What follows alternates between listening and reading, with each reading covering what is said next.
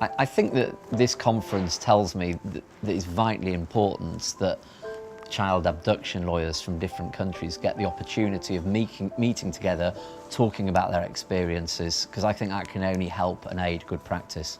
Because we are dealing with international conflicts, we need to have an international, or at least a European network of people dealing with these cases. Well, there are every day more mixed couples, as we call them, or people who go from North Europe to South Europe, thinking they will establish in Spain and Italy. And then the relationships might not continue, get broke, and then one of the two wants to go back to his country. And that happens a lot. Unfortunately, half of the marriages come to divorce sooner or later. And you can imagine what problem it will be in the future. This is the first conference. I mean, there is an overarching Hague Convention and it's linked to Brussels II revised European Convention work, but that there is still an inconsistency between the laws of individual countries, and this conference is hopefully bringing together good practice, I think, in respect of states of Europe. The most important thing is to get in contact with people who deal with the same problems, so you can work in a more effective way. I think by understanding how it works in another country, you can also advise your clients and also prevent child abduction cases. So you can say, well, if you go to Germany, child abduction is a crime and it will really be prosecuted. In Spain, this will not happen. So it's very important to know what happens in the other country, to advise your client and to do your work better. We don't have a specialized court in Italy, for example, so that makes the matters sometimes complicated.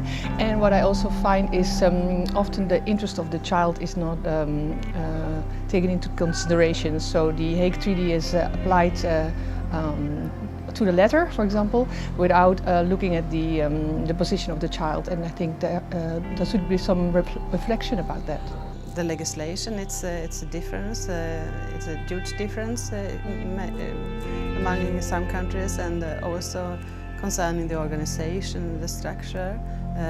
So even if we all have adopted the Hague Convention, it differs a lot how it's dealt with in our country.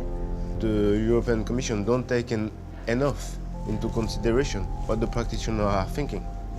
And the new European regulation about family law could be a nightmare for practitioners and judges.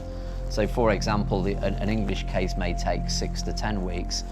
There's other European states are taking up to a year, and then there's issues about how the proceedings are issued, how the child is represented.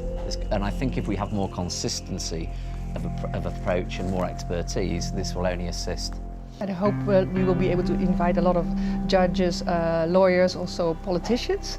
And then the idea is to make a report for the European Committee, and so that we can also point out where are the delicate issues and where we need to reflect, where something might have to be changed. To have lawyers and judges and mediators understanding what they do and how they can actually combine their knowledge and their power would be very helpful, because mediation cannot take place without the clients being properly advised.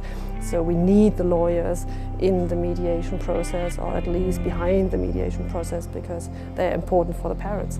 This conference is trying to suggest that it isn't just a win-at-all-cost mentality, because for every winner there's a loser.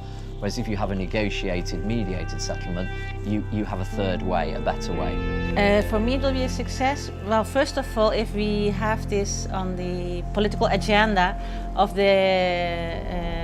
all the governments, so that everybody realizes it is very important and that they adapt the local laws to what's necessary to achieve really the protection of the children. You know, parents, they always say, we are doing this because of the interest of the children. We want the best of our children. The lawyers, they also repeat, it is in the interest of the children. Poor children. And I think that it's very, very important, because the children are the future. It's not cliche, it's true. these persons who are now children, in the future they will rule, they will take decisions. It will be their word.